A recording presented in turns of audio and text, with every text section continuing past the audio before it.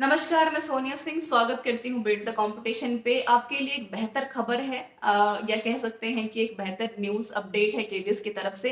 मैं इस वीडियो को पूरे एक सकारात्मक तरीके से शुरू करना चाहूँगी और जब आप इस वीडियो को पूरा देख लेंगे तो आप भी काफ़ी मोटिवेटेड, कॉन्फिडेंट और सकारात्मक महसूस करेंगे। इसकी मैं पूरी उम्मीद आपसे कर रही हूँ। यहाँ पर अपडेट ये है। हालाँकि मैंने चैनल पे भी एक वीडियो बराबर काफ़ी अच्छे तरीके से 2-3 वीडियोज़ डाली हैं। आप उसको भी देखेंगे तो क्लैरिटी आपको हो जाएगी। लेकिन जानने और समझने वाली बात क्या है यहाँ पर मैं बिल्कुल आपसे ये कहना चाहूँगी। कल के दिन में केवीएस ने ऑफ़िशियली अनाउंस किया कि भई असिस्टेंट कमिश्नर का जो आपका पेपर हुआ था उसकी इंटरव्यू कॉल की जो लेटर्स हैं और साथ में डेट्स दोनों अनाउंस कर दी गई हैं। 10 से 20 तारीख तक यानी 10 से 13 फिर 17 से 20 तारीख तक इंटरव्यू चलेंगे। तो पहली बात तो क्लियर हो गई कि शिफ्ट में इंटरव्यू होने वाले हैं। जैसे कि एग्ज़ाम हुए थे नॉन टीचिंग्स के, उसके बाद फिर टीजीटी का, फिर पीजीटी का, उसके बाद पीआरटी का। और बिल्कुल इंटरव्यूज़ में आपको यहाँ पर 15 से 17 दिन का एक अच्छा खासा गैप भी दिया जा रहा है। मोटा-मोटा अगर कहें तो 20 दिन का आपको गैप यहाँ पर इंटरव्यूज़ और एग्ज़ामिनेशन कंडक्ट करवाने के बीच में दिया जाएगा। सॉरी, रिजल्ट्स और आपके इंटरव्यूज़ में दिया जाएगा, जो गैप एक अच्छा खासा गैप है। अब यहाँ पर एक अच्छी खबर ये हमें जो सकारात्मक और भी ज़्यादा मोटिवेट करती है इंटरव्यू की तैयारी के लिए या फिर अपने होप को और बढ़ाने के लिए कि भई हमारे लिए तो अवसर खुले हुए हैं। वो ये है कि असिस्टेंट कमिश्नर की जो कंप्लीट सीट्स थी वो केवल 52 यानी 52 सीट्स थी, जिसके ऊपर के 3.5 से 4 गुना कैंडिडेट्स को कॉल किया गया है। इंटरव्यू लिस्ट को जो देख करके समझ में आता है, यानी 52 सीट्स के ऊपर 172 कैंडिडेट्स को कॉल किया गया है, जो एक good amount of calling interview है कैंडिडेट्स के लिए।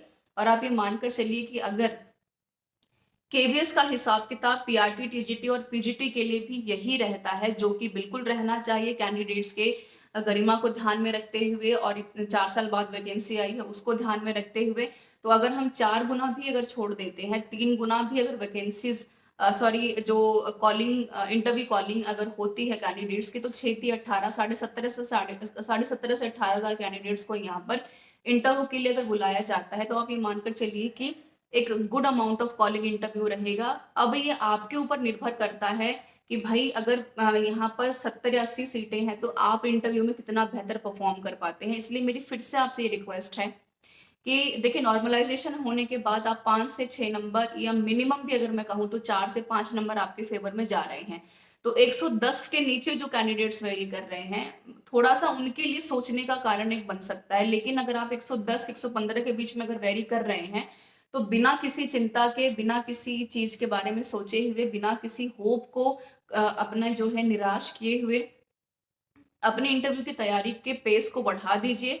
क्योंकि देखिए होता क्या है कि हम लोग जिस चीज़ की चाह करते हैं ना उसमें हम पूरा अपना एफर्ट नहीं डाल पाते। फिर हम कहते हैं कि हमें पता नहीं था, चीज़ों की गलतियाँ सरकार की गलतियाँ हो गई, ये चीज़ें हमारे हिसाब से नहीं हो रही थी। तो देखिए यहाँ पर आप अपना वक़्त इसलिए मत ज़ाया कीजिए कि कितना कट ऑफ जाएगा, हमारी कॉलिंग होगी कि नहीं होगी। मैं फिर से वही बात कहना चाहूँगी कि इंटरव्यू की तैयारी का कोई यहाँ पर नुकसान नहीं है। 115, 110 में भी अगर आप वेरी कर रहे हैं, अगर 3 गुना कैंडिडेट्स को कॉल किया जाता है, नॉर्मलाइज़ेशन होने के बाद 5 से 6 नंबर बढ़ जाते हैं, तो आपका स्कोर कार्ड वैसे भी 120 में जाकर कहीं न कहीं स्टैंड अप कर रहा है। जनरल कैटेगरी की भी अगर बात कर लेते हैं या अदर कैटेगरी की भी बात कर लेते हैं, तो दो सारी की सारी जो हमारी रिस्पेक्टेड कैटेगरीज़ हैं, सारी की सारी ही यहाँ पर कम्फर्ट ज़ोन में या कहें कि एक एक जो है पॉज़िटिव ज़ोन में कहीं न कहीं कंसिडर की जाएँगी।